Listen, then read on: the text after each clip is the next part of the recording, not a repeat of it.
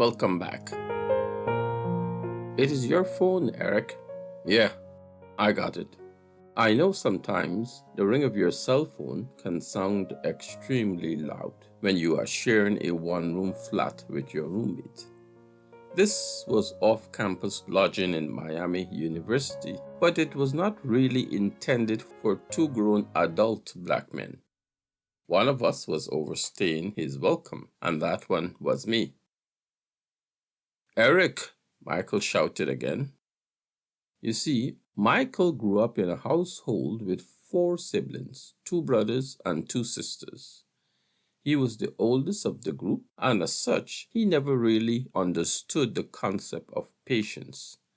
If you didn't respond right away, he just assumed that you did not hear his message.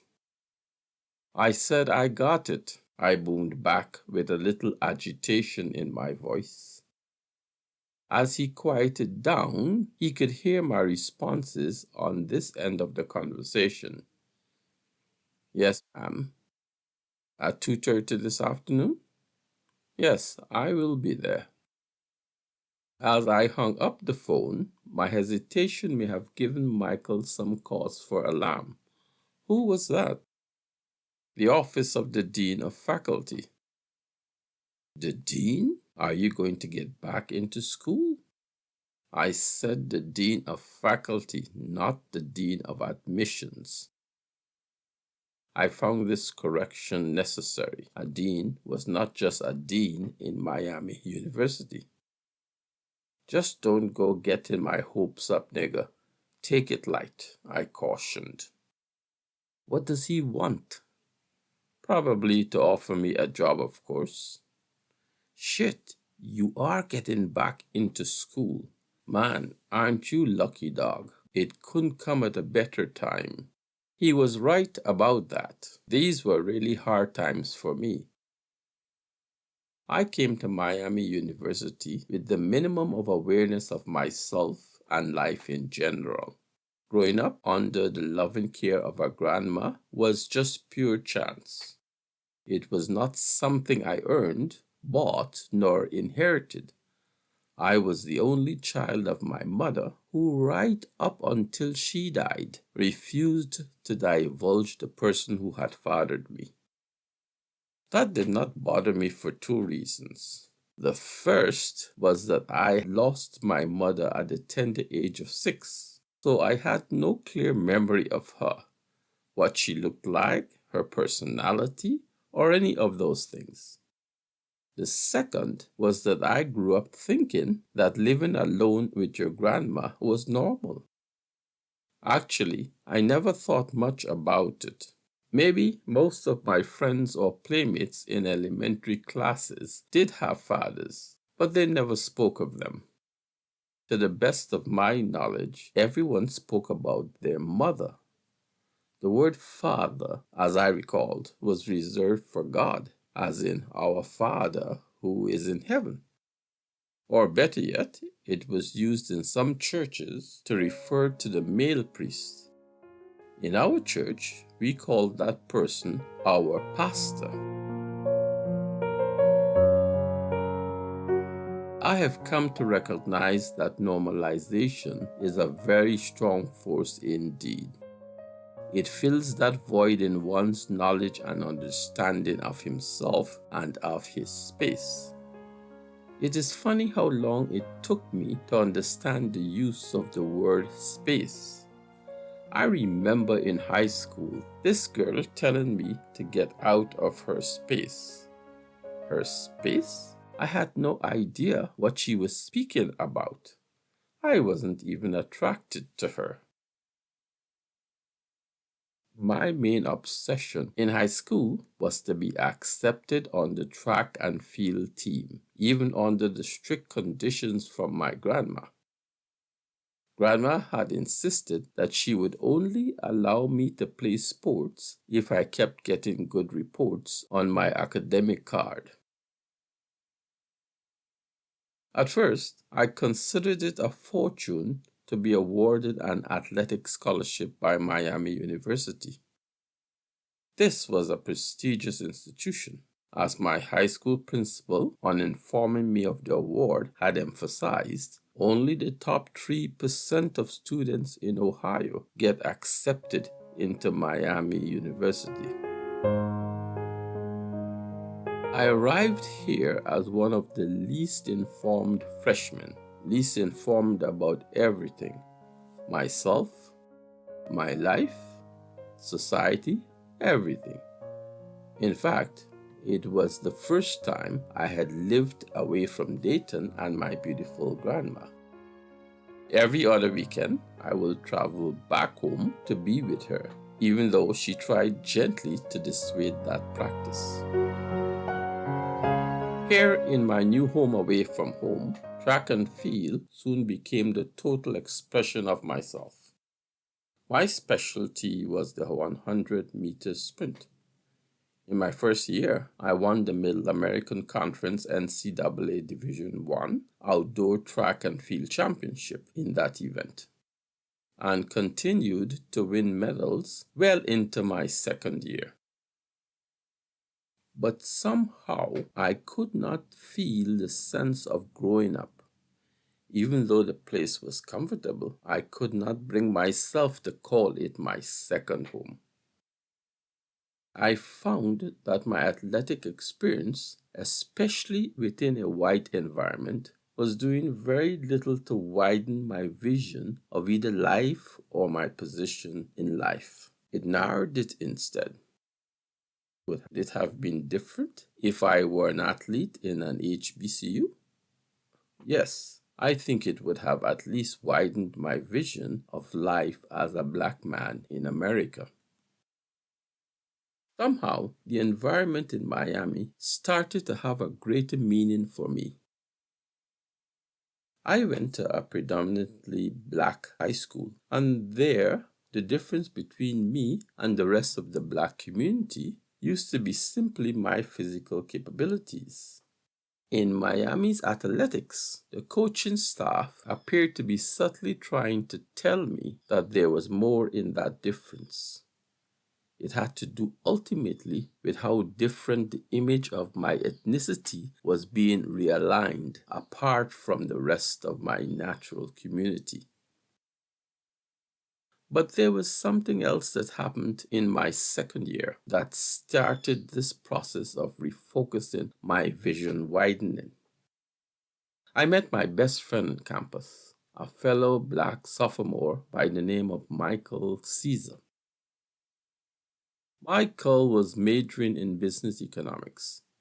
He came from a very sound middle class background. I think his grandfather was an rear admiral in the US Navy, and they lived on a military base in South Carolina. I met Michael at a basketball game in which Miami was playing Indiana University. He, like myself, had gone to the game alone, and I ended up sitting next to him. We got into a healthy conversation about classes and our first year at Miami. I was still living in the dormitory, but Michael had just moved off campus. We started doing a lot of things together until we became very good friends. This was the first time that I had found someone whom I believed was capable of having my back. Like in the winter term of my second year, when I had gotten the flu and was in bed for 2 days. Even though I had a roommate at that time, it was Michael who made the appointment and physically got me to the Miami Student Health Services, where I finally got some relief. To me, that is what having my back meant. I often expressed to Michael the differences in our upbringing. In my immature way of thinking, I played on what I thought was a fundamental difference between himself and myself. It was the fact that I was an athlete and he was not. Athletes generally are prone to believe that their sport is the main expression of their being. Non-athletes, like Michael, think that their attitude is the main builder of their character. He goes from character to his being. Athletes tend not to recognize whatever the term character describes. Our essence is forged in the energy that we invest in ourselves every day out in the field. In my third year at Miami, I started to feel that my understanding of things like character and being was not based on a sound foundation. The more I boasted of the difference between myself and Michael, the more it seemed to be undermining that confidence in myself to become as beautiful as my best friend appeared. I started to believe that it was not achievable because of my looks or my physical abilities. It was simply in knowing where I wanted to go in life.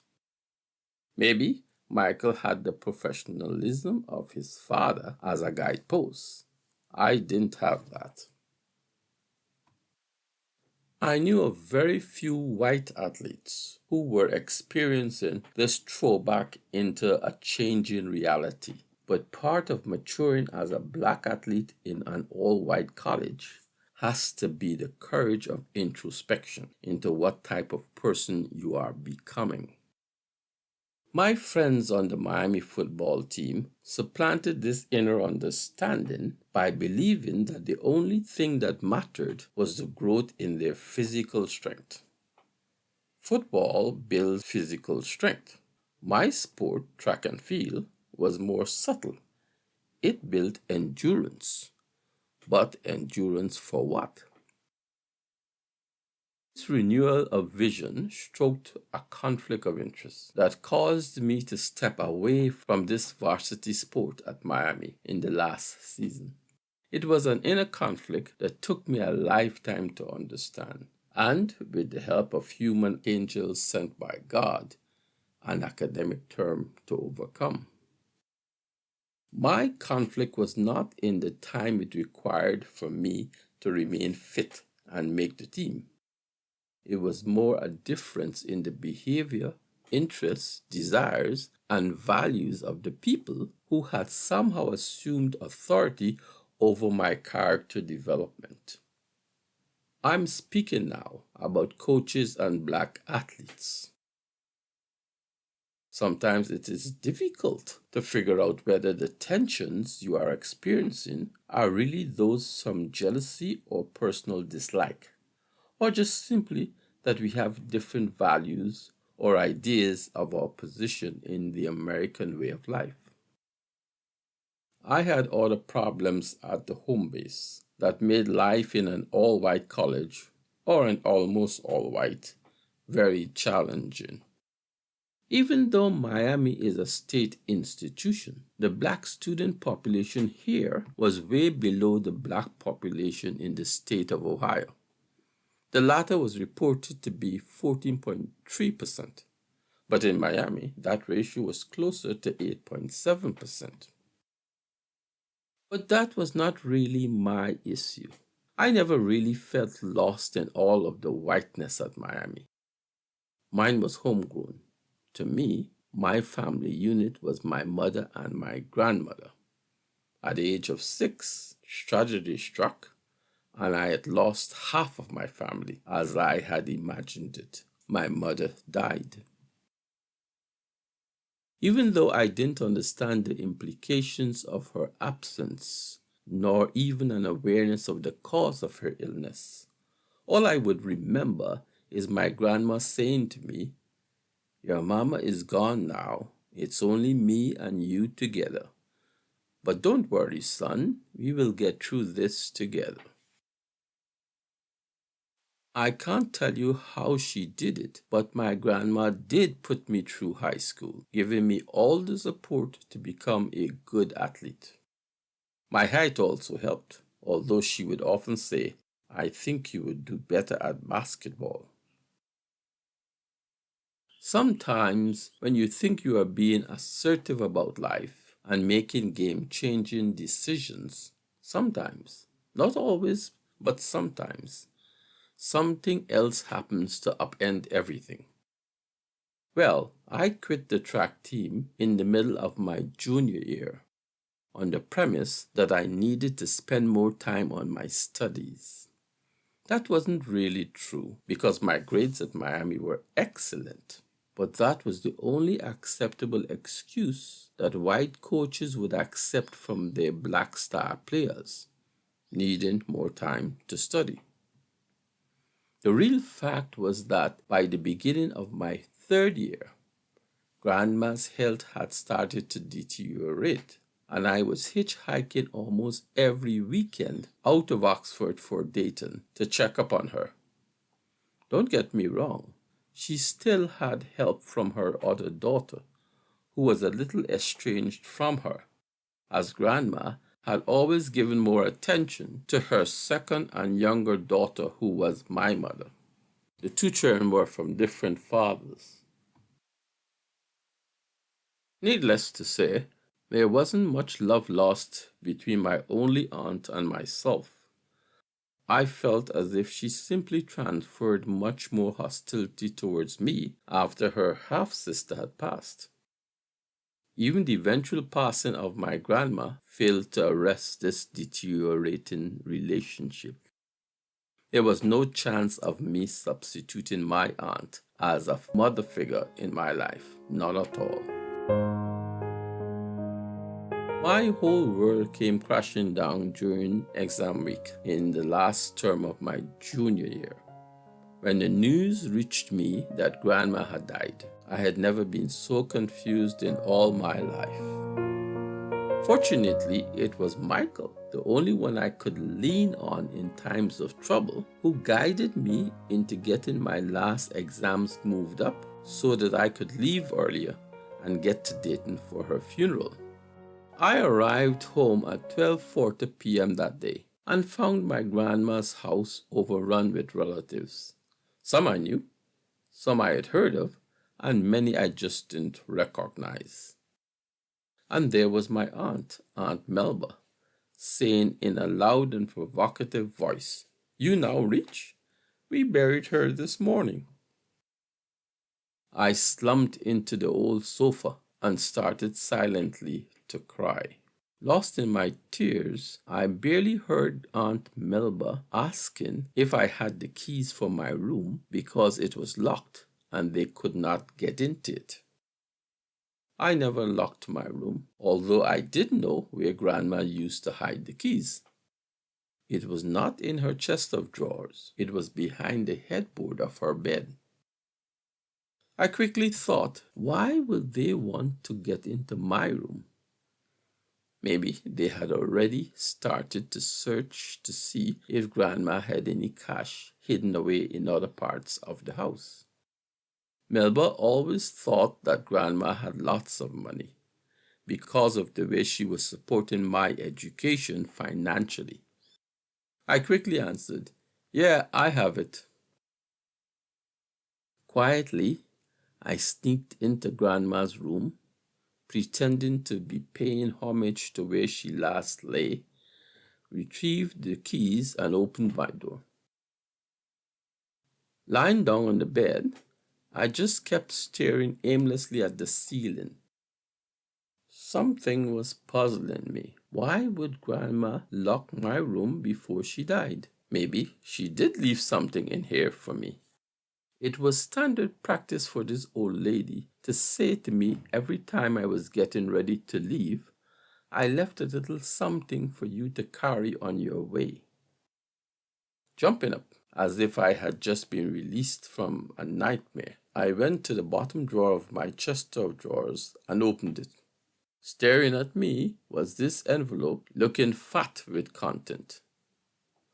Closing the door gently, I opened it and started to count $3,460 in cash, in as many denominations.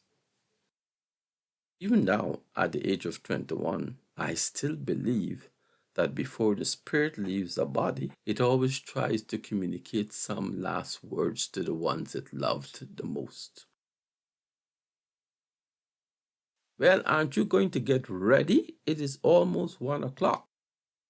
That was Michael again, shouting and reminding me that I had an appointment with the dean for 2:30 p.m. Yeah, right. I arrived at the dean's office about 5 minutes before my appointment. It was something I had learned to do in Miami University. Never be late for an appointment. Ironically, I do not remember such emphasis being placed on punctuality in my growing up years, not in my high school years. The standard response in my community was that even if you were early or on time, more often than ever, the person you were expecting to meet, and if he and she were black, would invariably be late also. Have a seat, Mr. Johnson, Eric Johnston. Yes, I know. The dean will be with you shortly. As she scribbled my arrival in her visitor's log, I could see that she was spelling my name incorrectly. Excuse me, ma'am, it has a T in there. What? It is Johnston, like Johnston. Did I hear a murmur of whatever, or was I imagining that? Maurice Cronin was the dean of faculty. He was also a professor of chemistry and biochemistry, having earned his PhD from the University of Virginia. He had more experience teaching than he had in administration, having done an IHH postdoctoral fellow in chemistry at Penn State University before joining Miami in 2014. I could never understand why anyone would leave the comfort of a teaching position to become an administrator dealing with student and faculty problems day in and day out. Good afternoon, Mr. Johnson. Thanks for coming.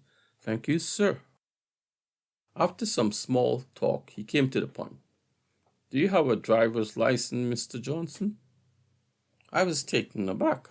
What sort of question was that?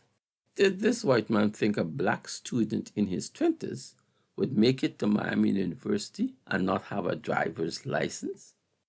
Yes, I do, sir. Good. Here's the deal. We are expecting a visiting professor, Dr. Alvin Willis.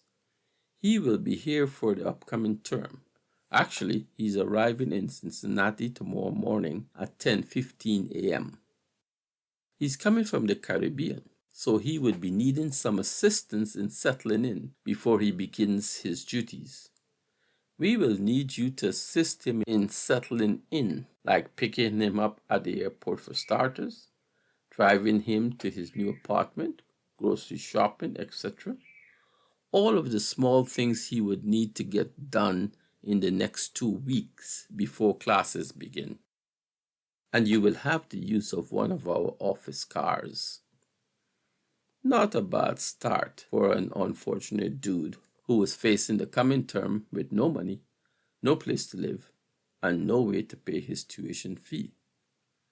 Oh boy, am I ever going to finish my final year and graduate from this school?